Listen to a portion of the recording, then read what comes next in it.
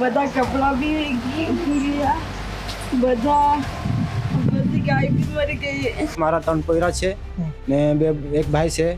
એ લોકો તે બાજુથી રહી, મેં આ બાજુથી રેમ. એ લોકો પછી આટલું પાણી આવ્યું ને આટલું તો પછી અમે નીકળી ગયેલા બહાર. અમારું જે શ્રી કષ્ટભંજન ચેરિટેબલ ટ્રસ્ટ છે એ સૌથી પહેલા અહીંયા અમારા ગામની મુલાકાત લીધી. એમને કીટ વિતરણ કરવામાં આવી. અહીંયા અમે બીજી વખત આવ્યા છે. તમે જોઈ શકો આખું ઘર અહીંયા જળબંબાકારમાં ડૂબી રહ્યું છે. અમે કંપનીની પણ સહાય લઈ રહ્યા છીએ. તમે જોઈ શકો આજે A1 ફેન્સ કંપની અમારી સાથે છે. એ જ રીતે મને ચંદન સ્ટીલમાંથી ફોન આવ્યો હતો, વેસ્ટર્નમાંથી ફોન આવ્યો હતો. એ પણ તુંબ ગામ સાથે અડીખમ ઊભા છે અને મને વચન આપ્યું છે કે જે પણ મદદની જરૂર પડશે એ અમે જરૂર મદદ કરશું. કયા પ્રકારની તમે હમણાં હાલ ફિલહાલમાં મદદ કરી રહ્યા છો? ફૂડ્સ અને કપડાં માટે મતલબ અત્યારે તો ને હાલમાં હજુ ઘણા પીડિત છે, એમના માટે તમે શું કરશો?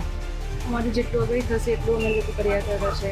52 ગામો છે ઉમરગામ તાલુકામાં. એ જ રીતે એક ગામને અગર 5-5 કંપની દત્તક લઈ લી તો મને લાગે છે એક અઠવાડિયાની અંદર આપણો ઉમરગામ તાલુકો પાછો સદ્ધર બનશે. એમના પાસે ડોક્યુમેન્ટ ના રહેવાના કારણે એમને સરકાર તરફથી કેવી રીતે મળી શકશે? ડોક્યુમેન્ટ તો થોડું ઘર જ નથી પૂછ્યા. એ ડોક્યુમેન્ટ ક્યાંથી આપે? એટલે સરકારની ચોખ્ખી ગાઈડલાઈન છે, જેટલા ડોક્યુમેન્ટ એટલા આપો. અગર નહીં હોય તો પણ સરકાર સ્વેચ્છાએ એમની મદદ કરે. આજે આપણે તુમ ગામમાં જે ભારે વરસાદના કારણે જે ઘરમાં અસ્તવ્યસ્ત બધું થયું છે, કોઈના ઘરમાં પાણી નથી. આજે એમના સાથે આપણે વાર્તા કરશું. બધા કપડાં બી ઉતરી ગયા, બધી ગાય બી મરી ગઈ. કેટલા ગાયડા મરી ગયા હતા? એક ગાય મરી ગઈ હતી. આ પ્રકારે તમે જોઈ શકો છો કે હાલમાં કોઈ બી એમને મદદ કરવા આવ્યા નથી, પરંતુ પ્રકાશભાઈ અને શૈલેષભાઈ જે બીજેપીના પ્રમુખ છે અને એમના તરફથી કીટ વિતરણ કરવામાં આવી રહ્યું છે ને A1 ફેન્સ તરફથી એમને કપડાનું બી સહાયતા કરવામાં આવી રહી છે. તો આપણે A1 ફેન્સ તરફથી બી આપણે જરાક પ્રતિનિધિ સાથે વાત કરશું. મેમ, કયા પ્રકારની તમે હમણાં હાલ ફિલહાલમાં મદદ કરી રહ્યા છો?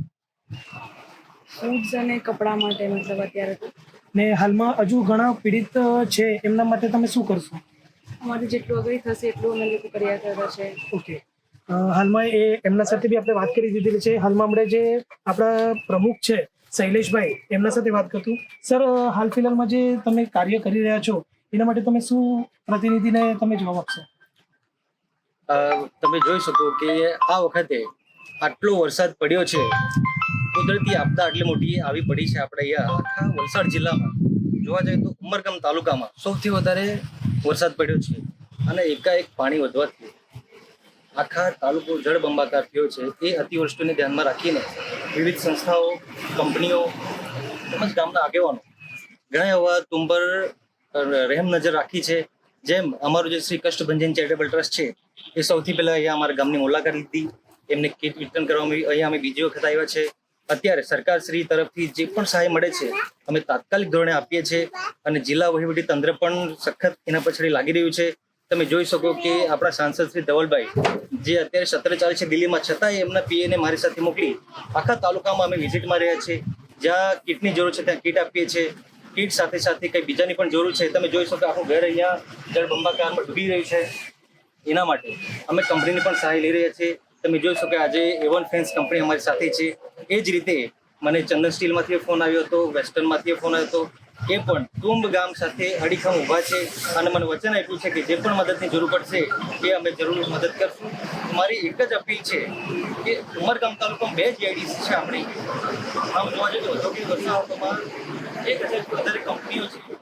જો આ જ રીતે A1 ફેન્સ છે, વેસ્ટર્ન કંપની છે, ચંદન સ્ટીલ છે, 52 ગામો છે ઉમરગામ તાલુકામાં. એ જ રીતે એક ગામને અગર 5-5 કંપની દત્તક લઈ લી તો મને લાગે છે એક અઠવાડિયાની અંદર આપણો ઉમરગામ તાલુકો પાછો સદ્ધર બનશે અને વિકાસના ગતિએ આગળ વધશે. એમાં આપણી સરકાર તરફથી પણ ઘણી મદદ આવી છે અને આપી રહ્યા છે.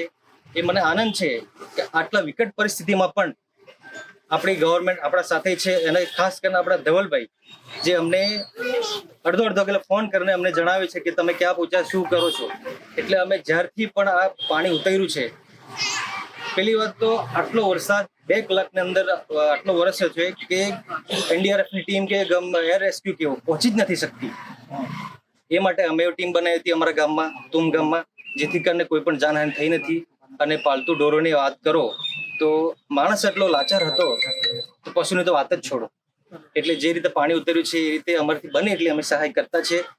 એમાં અમારા તુમ ગામમાં સૌથી પહેલા અગર કોઈ જોઈએ તો અમારું શ્રી કૃષ્ણ બંધન ચેરિટેબલ ટ્રસ્ટ છે. તો હું તમામ મેમ્બરનો હું આભારી છું કે પોતાનું કામ ધંધો છોડી પોતાનું ઘર છોડીને સખત એમના પછાડી પડ્યો છે અને માનવ સેવામાં લાગી ગયા છે.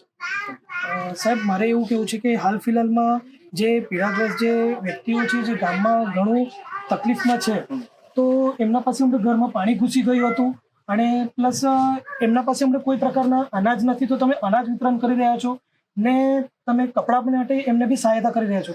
પણ હાલ ફિલહાલમાં એમના પાસે કોઈ પ્રકારના ડોક્યુમેન્ટ નથી કે એ પંચાયતમાં કોઈ ડોક્યુમેન્ટ સબમિટ કરી શકે કે કોઈ સર્વે કરવા આવશે તો એમને વહીવટી મળી શકે અને પ્લસ એમને કોઈ તકરીબન એમને કોઈ તરફની રોજગાર મળી શકે કે ભાઈ કોઈ સર્વે કરવા આવશે તો પછી એમને કોઈ પ્રકારની ડોક્યુમેન્ટ માંગશે તો એમના પાસે ડોક્યુમેન્ટ ના રહેવાના કારણે એમને સરકાર તરફથી કેવી રીતે મળી શકશે?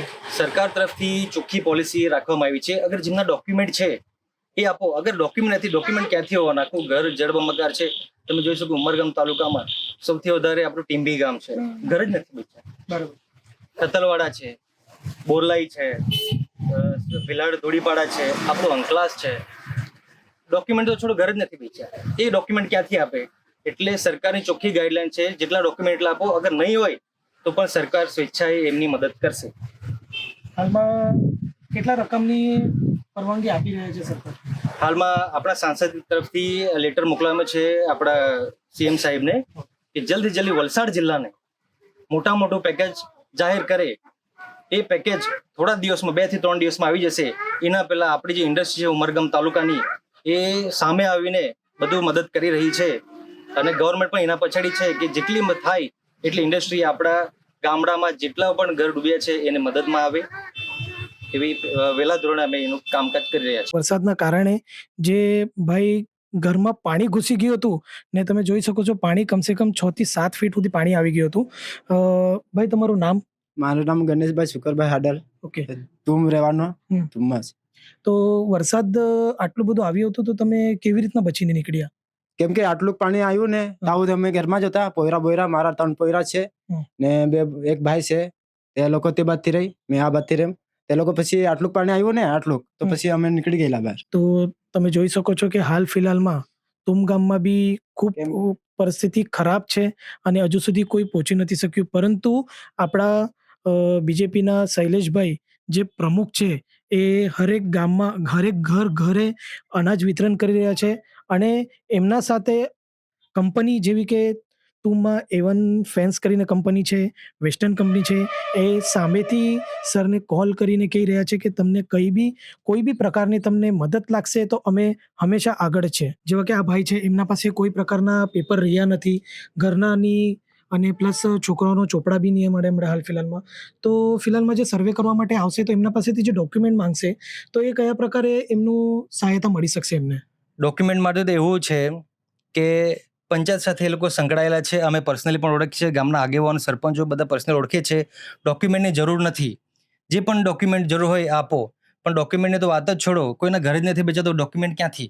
બરાબર. અને એજ્યુકેશનની વાત કરીએ તો આપણા શિક્ષણ અધિકારીએ પણ ઘોષણા કરી છે કે બુક્સથી માંડીને યુનિફોર્મથી માંડીને બધી રીતનું અમે ફેસિલિટી આપીશું. એટલા માટે સ્કૂલ પણ ચાલુ કરી છે અને એ લોકો પણ સર્વે કરે છે કે કયા બાળકોને ઇફેક્ટ થયું છે કોના ઘરમાં, એનું ટોટલી જવાબદારી શિક્ષણ અધિકારી લીધી છે.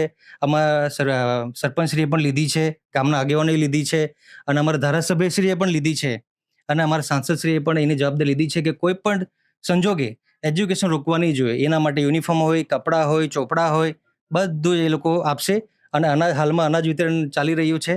એટલે માટે હું ખુશ છું કે અમારા સરકાર આટલી વેગે આટલી ઝડપે વિકાસના પંથ પર પાછી આવી છે. આપણે જોઈ શકીએ છીએ કે હાલ ફિલહાલમાં જે આટલી તકલીફમાં બી બધા કંપનીઓ બધા સહાય કરી રહ્યા છે. એના માટે ખૂબ ખૂબ સર ધન્યવાદ.